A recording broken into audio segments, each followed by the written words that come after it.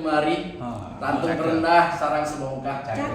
Mari mengabdi membangun negeri. Kita berkiprah syariah, semoga berkah. Amin. Gua pantunnya. Bukti stoknya udah banyak gitu.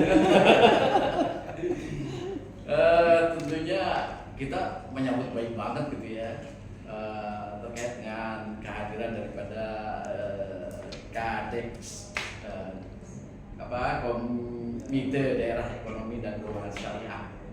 Iya, ini Kalimantan Barat ini ya butuh sekali ya terkait dengan syariah. Indeks literasi dan keuangan kita jauh dibanding dengan konvensional. Kita baru 9% untuk literasi kita syariah, dan juga inklusi kita baru 12%. Memang nggak ada gaps antara 9 dengan 12 ya, relatif kecil gitu. Iya, ada, tapi kan kecil banget, kecil sekali dibandingkan dengan konvensional yang sudah 49,68 inklusinya, literasinya, inklusinya sekitar 85-an. Ya, gapnya terlalu jauh gitu ya, antara yang paham dengan yang memang bertransaksi dengan keuangan. Ya, kita lagi bekerja keras nih, dan kerja cerdas gitu. Maunya sih biar supaya tepat sasaran, jadi biar literasinya juga jalan, inklusinya juga nambah terus. Ya, alhamdulillah kita selalu sinergisitas ya dengan siapa saja, apalagi nanti dengan KADEX ini ya, untuk terkait dengan di syariahnya. Memang ya alhamdulillah pokoknya udah berada di jalan yang benar.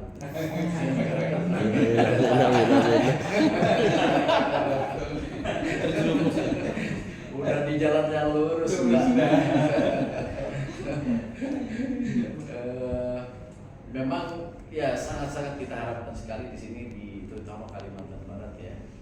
Sengaja kan bangun syariahnya baru satu dan masih uus bentuknya ya. Kemarin memang kita harapkan untuk menjadi bus, cuma sepertinya belum siap. Ini bus nabi Pak. Iya, bus nabi. Sudah bus. Karena ya untuk mendirikan bus itu ya sebenarnya ada 3 permasalahan di sana. Bus tentunya permodalan ya, dan juga SDM dan juga IT. 3 ini sebenarnya yang menjadi fokus permasalahan itu. Ya sepertinya masih belum siap. Kemarin juga kan BPD terutama ya, modalnya masih belum cukup ya, karena nanti kalau memang dipaksakan akan mengganggu daripada pelaksanaan kegiatan operasional konvensionalnya. Sehingga yang masih dibantu oleh konvensionalnya terutama terkait dengan produk-produknya masih sama gitu ya. Dan juga IT-nya ya belum ada hal yang IT yang mensupport daripada pelaksanaan busnya nanti. Jadi masih kita pikir-pikir, dan sebenarnya tahun ini Juni kemarin mau diajukan ya masih belum pas lah, sehingga alhamdulillah adanya P2SK jadi bisa ditunda, dan kita prediksi kalau memang benar-benar ini ya sekitar 2026 lah baru bisa ya, karena terutama terkait dengan permodalan gitu ya. Permodalan itu kan minimal konvensionalnya itu punya 4,5 triliun modal intinya. Kalau sekarang kan baru 3,8. Jadi masih cukup banyak, sehingga masih belum terkait dengan, makanya perlu pejuang-pejuang syariah. Ini Pak Prof Edi sebagai ini lagi di Bali, Pak. Tapi sebagai apa? Ketua. Maksudnya apa sih? Direktur eksekutif. Direktur eksekutif. Di sini yang saya selama 2,5 tahun ini belum pernah ketemu bahwa di sini ada kegiatan AS ya di BI. Sama juga di OJK juga ya, karena satu hanya UUS saja, bentuknya UUS, jadi nggak ada kegiatan-kegiatan terkait dengan syariah gitu. Kalau di Surabaya, alhamdulillah kita buat buku khotbah Jumat. Itu dalam 1 tahun itu kita buat, jadi bisa dipakai untuk Jumatan. Jadi dari para dewan pengawas syariah. Jadi mengirim, diwajibkan dewan pengawas syariah itu mengirim 1 judul khotbah Jumat.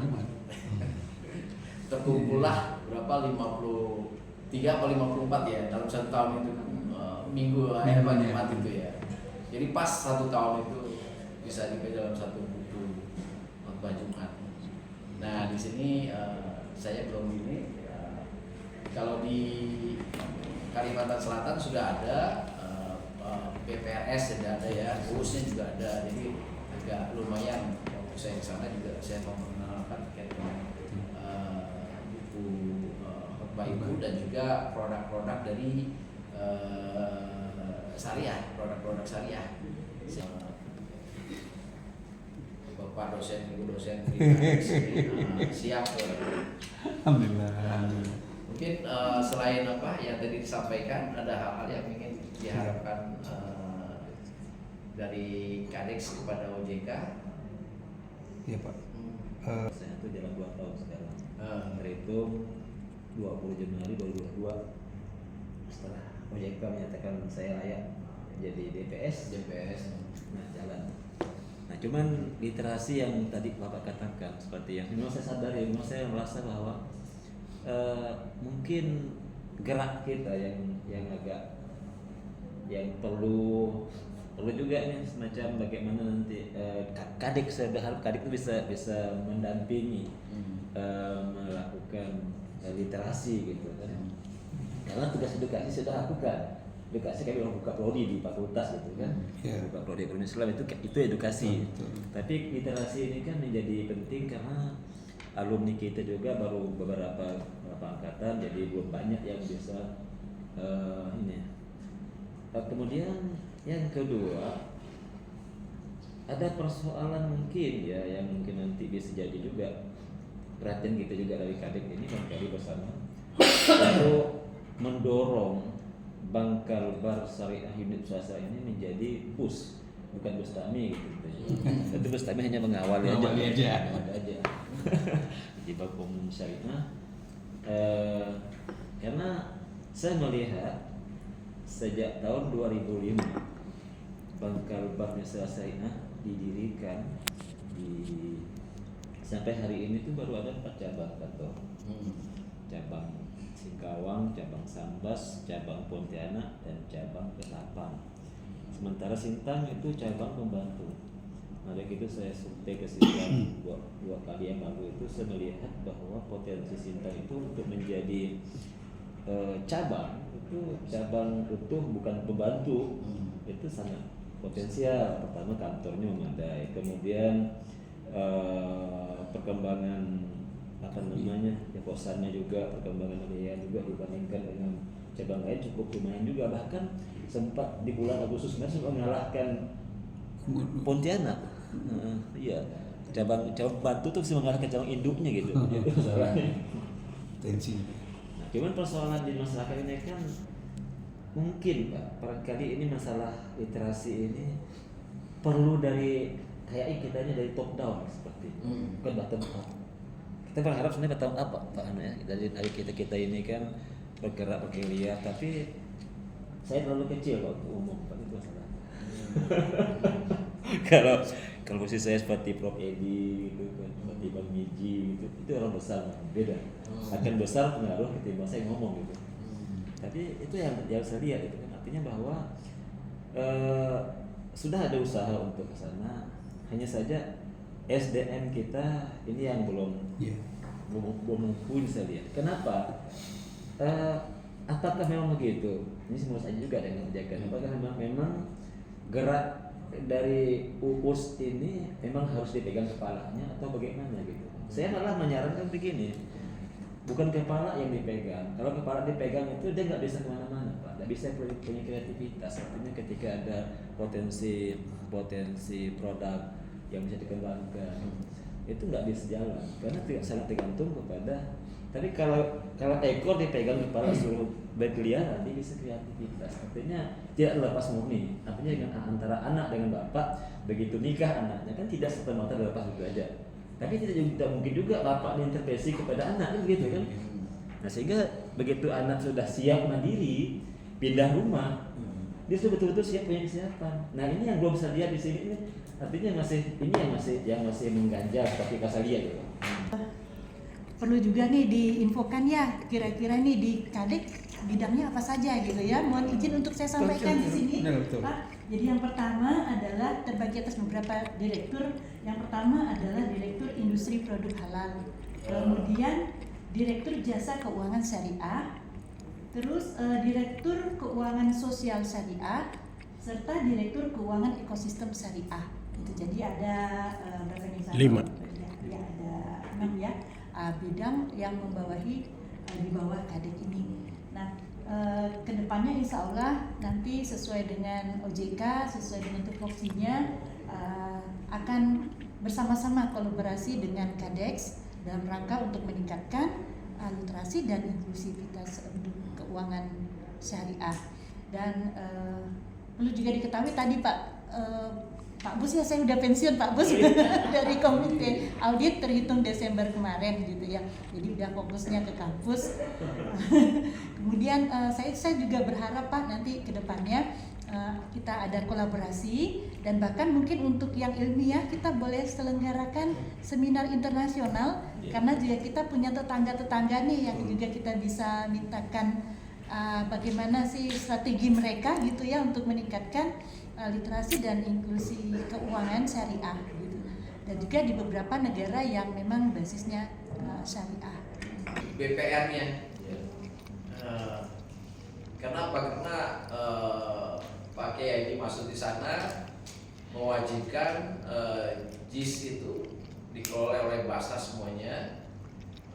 Basnas ini bekerja sama dengan BPR-nya, BPR Syariah di sana, Mojokerto, dan itu saya bawa ke Kalimantan Selatan untuk menginformasikan langsung Pak Kiai Haji Masudnya untuk mengenalkan terkait ini pusat pembiayaan usaha syariah. Jadi dia pinjam pokok kembali pokok. Jadi sumbernya dari Basnas hanya bayar marginnya saja. Marginnya 10 itu bisa memberikan pembiayaan kepada masyarakat itu bisa 100, bisa 1000. Jadi waktu itu dia modal Basnas 200 juta itu dikali sehingga nanti BPR-nya menyalurkan nggak 200, tapi 200 itu hanya bunga 10%. Kayak apa margin 10% keuntungan ininya. Jadi ya dikali 100. Jadi 200 juta dikali 100. Lumayan kan? Yang bisa disalurkan kepada masyarakat. Di sana kan ada home industry itu sepatu, pinisi kapal-kapal gitu ya, macam-macam tas gitu. Dan alhamdulillah nasabahnya itu dia bukan hanya mengembalikan pokoknya saja, tapi dia bagi hasilnya. Ininya juga kan di itu ada mana zakatnya. Jadi begitu dia dapat, dia JIS-nya juga dimasukin ke situ. Jadi pendapatan Basnasnya bukannya berkurang, nambah terus. Trigger gitu. Coba di Mojokerto itu gedung Basnasnya bersama dengan ini lagi lebih bagus dari Basnasnya. Basnasnya itu di tengah kota, sementara BPR-nya di pinggiran kota, pinggir rel kereta. Jadi lebih strategis, dia seberang kota Mojokerto, wali kotanya itu. Jadi lebih strategis Basnas dia. Saya juga sebenarnya untuk usaha, keuntungan usaha itu didistribusi ke masjid lagi untuk operasional. Nah, hasilnya mereka saya dah lihat di Malaysia itu ada Mas Mamol di Sarawak, Mas Mamol itu punya mereka hasil kualitasnya itu. Ada rumah sakit di Medan itu dia sama rupanya, punya saham juga di situ. Tapi dia punya saham di Petronas. Dari situ dan Marsina. Nah, saya melihat itu mungkin Kadek ini bisa mengarah ke sana ya. Bisa kita coba Basnas juga, Wakaf juga mungkin bisa berkolaborasi. Di Pontianak saja contoh ada 360 lebih masjid. Kayak 320 ya? Yang tercatat itu. Kalau asumsi kita satu masjid itu ada 1 juta satu bulan, bukan satu muslim itu kan, berarti ada 350 juta terkumpul satu bulan. 1 tahun itu bisa terkumpul 3 kali kan 42 miliar. Itu kalau dikelola dengan baik, saya pikir bisa mungkin kali itu bisa jadi apa? Jadi cerobong apa Nazir wakaf uang. Sehingga nanti ketika ke depan ekosistem berjalan, pergerakan juga wakaf juga jalan gitu kan. Tapi mungkin yang pertama tuh kebersamaan Pak. Karena saya sudah melihat Pak, sudah melakukan penelitian di beberapa masjid. Banyak masjid yang hanya menunjukkan saldo sekian jumlah. Begitu sudah banyak saldo, masjid lama diroboh, baru lagi minta lagi duit. Kalian Mbak. Itu yang kita maka kalau saya pikir kali itu bisa ke sana. Mami Radit. Nah ya, terkait dengan wakaf ya ahlinya. Jadi apa, anaknya Profesor tidak Suroso. Mami Juli. Iya. Nah itu Mami Radit.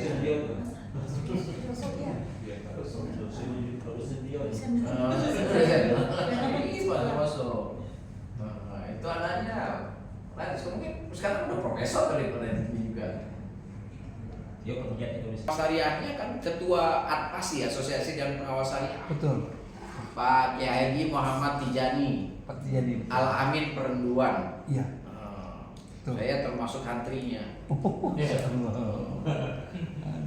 Karena ya terkait dengan cerita yang Bapak itu luar biasa, memang beliau Pak Kiai Musa Yunus waktu itu sebagai wali kota. Ya, kami sempat waktu itu dampingin dari kawan-kawan dari Pemkot Singkawang, Kota Singkawang. Ya beliau ada juga berkunjung ke sana, ada studi banding lah beliau, dan berkesempatan juga sampai singgah ke rumah kemarin. Nah, cuma memang umur saya di Mojokerto banyak di Kalbar, Pak. Banyak di Kalbar. Dan alhamdulillah cukup menarik, dan kami ada di Badan Wakaf, terus ada di Kedek ini memang menarik terkait dengan pembicaraan terkait dengan ekonomi syariah ini. Dan kebetulan juga saya ada di divisi kewirausahaan dan bisnis di Kedek. Ya.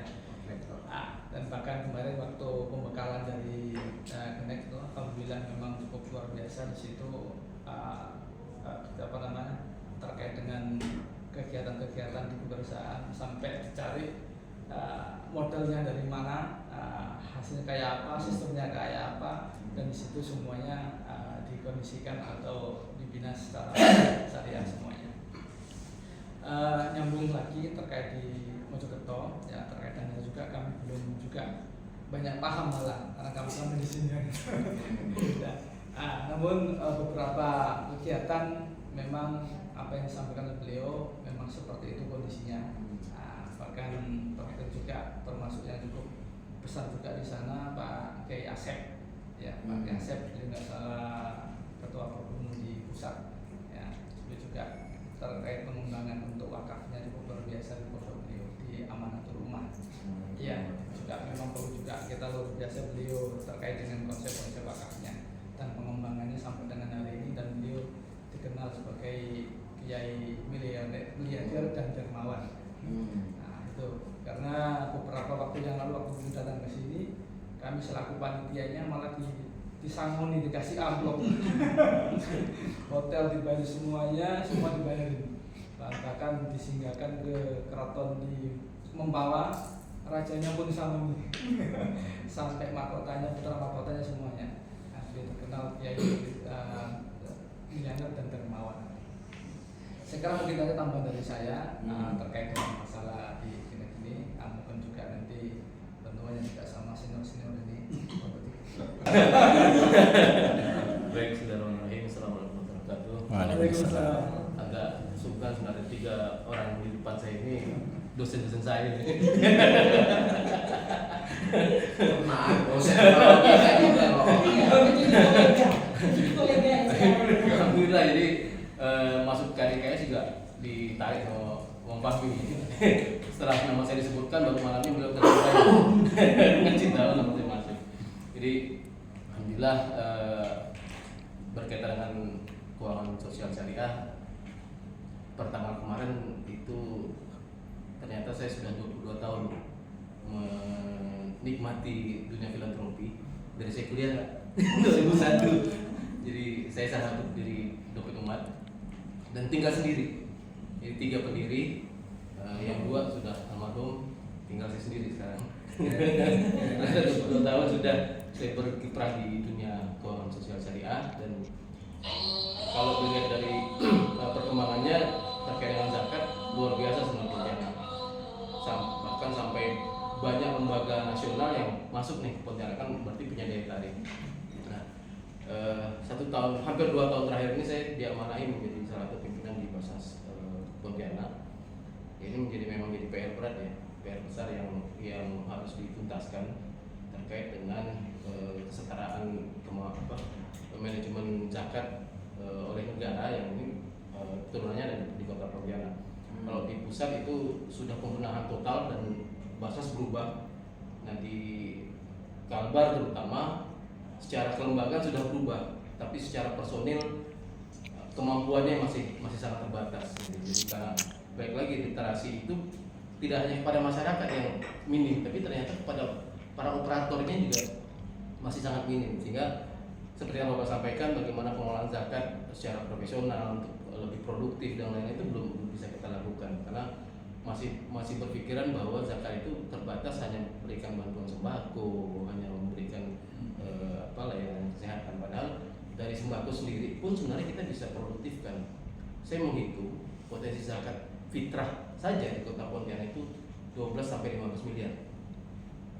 Ya 12 sampai 15 miliar. Kalau 12 sampai 15 miliar ini kemudian kita belanjakan dalam 2 hari itu pada petani-petani lokal, itu berapa ratus hektar sawah terhidupi, berapa ratus keluarga menikmati dana itu. Kalaupun sebagian kemudian kita berikan kepada mustahik berupa protein, berapa ratus peternak ayam, pedagang telur, peternak sapi dan kambing yang menikmati dana zakat ini. Zakat fitrah nih, baru zakat fitrah. Saya menghitung potensi zakat dan infak di Kota Pontianak ini sekitar 13 miliar. Tadi sempat disinggung kas masjid. Saya iseng-iseng menghitung, saya survei ke beberapa tempat, ke beberapa masjid. Ya memang beda-beda ya, ada ratusan ribu, bahkan ada yang belasan juta per Jumat. Tadi Pak Busawi menyebutnya 1 bulan. 1 juta. Ini per Jumat. Itu per Jumat rata-rata 1 juta saja. Kita ada 350 masjid, maka per tahun ada 18 miliar. Ada 18 miliar potensi dana umat yang itu kebanyakan yang tadi mengendap di masjid, kemudian ketika mereka merasa dana cukup, udah rehab yuk, bangun baru lagi, bongkar lagi, gitu kan, cari duit lagi segala macam. Padahal ketika ini 18 miliar ini bisa kita produktifkan, ya kita berdayakan, menghidupkan warung-warung kelontong di sekitar tetangga masjid dan lain-lain. Ini bisa kita sinergikan dengan program-program bantuan sosial dari Basnas. Ya, misalnya pemberian sembako itu tidak kita belanjakan kepada supermarket, tapi kita belanjakan ke warung tetangga. Itu dahsyat perputaran ini. Dengan 18 miliar ini, kalau kita ambil margin 5 atau 10%, berarti kan ada 1,8 miliar yang tertumbuh ekonomi sekitar masjid dari warung-warung kecil saja. Tapi persoalannya memang lagi-lagi juga terkait dengan supply dan terutama supply ya, karena persoalan itu juga kalau untuk sembako ini cukup banyak dikuasai oleh pengusaha-pengusaha yang besar. Nah, tapi juga kemudian saya sempat ketemu dengan beberapa pemilik supermarket di Kota Pontianak, umumnya mereka masih belum lepas dengan kondisi dengan dapur mereka sendiri. Jadi ketika mau sinergi ini masih berat. Padahal di Pontianak ada sekitar ada lebih dari 20 supermarket. Kalau 20 supermarket ini bersinergi, kerjasama dalam hal pengadaan suplai dan bisa bekerjasama dengan warung-warung kecil, ini dahsyat putaran ekonomi. Jadi mereka menjadi distributor. Supermarket bisa menjadi distributor bagi warung-warung kecil, dan ini bisa kita sinergikan dengan program-program layanan, program-program bantuan dari Basnas kepada masyarakat miskin, dan ini kan putaran ekonomi cukup tinggi. Barangkali ini yang bisa menjadi gambaran, dan ke depan memang kemarin juga sebelum raker juga saya sudah mulai menginisiasi berjalan jadi komunikasi dengan Bang Muamalat lagi, itu alumni saya alumni saya dulu. Jadi kemudian juga kemarin dengan ekonomi prodi Ekis juga kita sudah komunikasi bagaimana kemudian kita bikin beberapa pilot project terkait dengan pengelolaan dana keuangan sosial syariah ini di kampus, kemudian sehingga ketika mahasiswa pulang ke daerahnya mereka menjadi motor penggerak, memulai sesuatu hal yang besar. Mungkin dengan dana sosial mereka mulai membuka UPZ lah di masjid mereka, menggerakkan roda ekonomi masyarakat melalui dana sosial. Barangkali beberapa hal yang bisa saya sampaikan terkait kita hari ini. Makanya kita sangat berharap banyak ya. Tadi pola pikir masyarakat yang mungkin ya kayaknya sama juga dengan Kadek saat ini ya. Itu yang perlu kita rubah. Tadi terkait dengan masjid ya. Selama ini kan masjid dimiliki oleh sekolah, masjid dimiliki oleh mall, masjid dimiliki oleh perusahaan-perusahaan, gitu kan? Seharusnya polanya kita rubah. Ke depan itu bukan mall yang punya masjid, tapi masjid yang punya mall. Iya. Wakaf itu, badan wakaf itu. Atau masjid itu yang punya perusahaan. Masjid itu yang punya hotel, bukan hotel punya masjid. Itu yang harus kita capai. Aufan Ibnu Utsman bin Affan, hotelnya itu sampai bisa ini kan dinikmati sampai saat ini di Madinah. Jadi itu yang kita capai. Kayaknya itu sudah angan-angan teman-teman di Jawa Timur gitu. Makanya waktu itu kita meningkatkan terkait dengan keuangan syariah itu sampai 20%. Sementara yang lain maksimal 5%. Dan ya berhasilnya ya karena kita meningkatkan yang NTB itu ya jadi sasaran spin off gitu ya. Nah itu kan menutup di di konvensionalnya membuka syariah. Jadi dua hal yang bisa didapat ya. Jadi konvensionalnya berkurang langsung, syariahnya meningkat. Nah, itu yang strategi yang dilakukan di Jawa Timur. Dan kita juga diskusi ya sama teman-teman di sana, yaitu yang kita ciptakan pola pikir yang lama, yang sekolah punya masjid itu sudah dari dulu gitu ya. Begitu ini masjidnya yang dirubah, bukan menjadi produktif, dia membangun sekolah lagi gitu, sehingga dia memiliki sekolah itu atau perusahaan atau tadi ya yang terkait dengan nanti hotel syariah gitu. Food juga hal bisnis yang lain, hotel ya untuk menciptakan hotel-hotel yang syariah. Sini belum ada. Belum ada. Hotel muslim nggak belum ada. Iya, muslim. Kebetulan saya dengan kawan-kawan di Malaysia, Thailand, Pak, Supply University itu kami mungkin lagi endorse ke Jepang, Pak. Itu dari Toyota Foundation. Mereka Jepang minta kita mengkaji riset untuk menciptakan negara itu sebagai friendly Muslim, Pak. Hotel friendly Muslim, destinasi halal friendly Muslim. Kenapa pula kita yang udah jelas-jelas begini enggak kan gitu? Ya udah. syariahnya orang Madura. Masih muda. Habibullah Ali ya Pak? Apa ininya? Saya panggil Mas Ali aja. Dia lulusan memang sana, jadi nggak boleh pulang. Jadi Dewan Pengawas Syariah di Bank Syariah sana, Bank Syariah Malaysia. Tahun depan ya, Daniel ya, mau perkenalkan terkait dengan bursa karbon ya. Kalau bisa karbon. untuk ini melalui Pemprov. Jadi kan harus ada suatu lembaga yang memang dipercaya untuk sebagai penjual daripada bursa karbon. Kalau pemainnya sebenarnya sudah ada 43 pemain ya yang nanti sebagai yang mendaftar itu. Terkait dengan penjualnya masih belum, yang potensi yang mana? Ya yang potensi adalah Irian Jaya, Sulampua ya, termasuk Kalimantan dan juga Sumatera. Tapi yang potensi nanti ya di Jayapura sama dengan Kalimantan. Nah bagaimana nanti menciptakan itu gitu kan?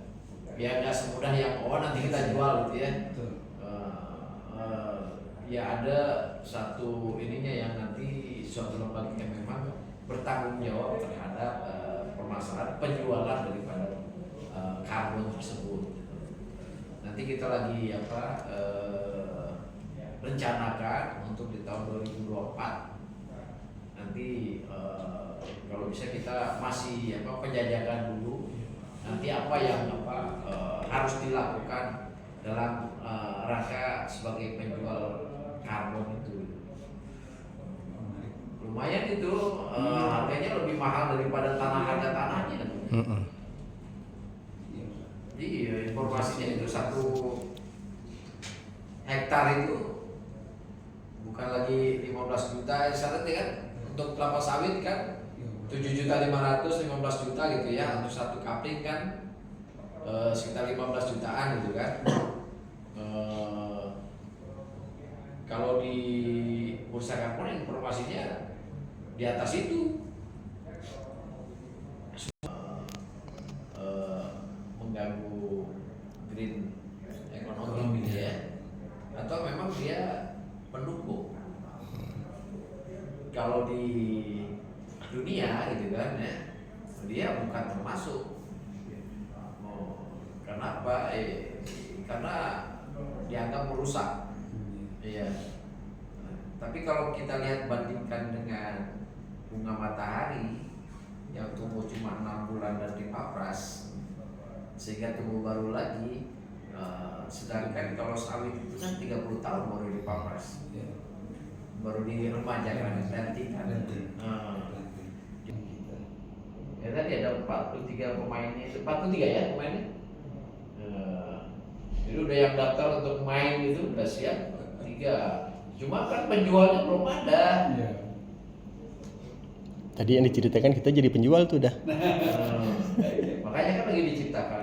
Jadi menciptakan ekosistem. Jadi ekosistem bisa berusaha. Betul. Dan sepertinya kan tidak mengganggu daripada ekosistem yang ada, tapi malah menumbuh kembangkan ya. Dan di Sukadana itu ada satu gunung hutan durian yang justru dijaganya bukan oleh bangsa kita sendiri. Konsentrasi ke situ itu terkait dengan syariah. Wah, pasti mantap lagi tuh. Iya. Ya, ada lagi yang ingin disampaikan? Pas. Kayak kuliah lah, Pak.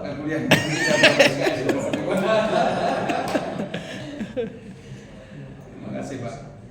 Jadi mungkin itu kali Pak yang bisa kita diskusi hari ini Pak. Ya, ini pembuka lah Pak, bukan penutupnya. Ya. Justru nanti banyak yang kami ingin diskusi lagi Pak berkaitan dengan istilahnya stakeholder di KADEX.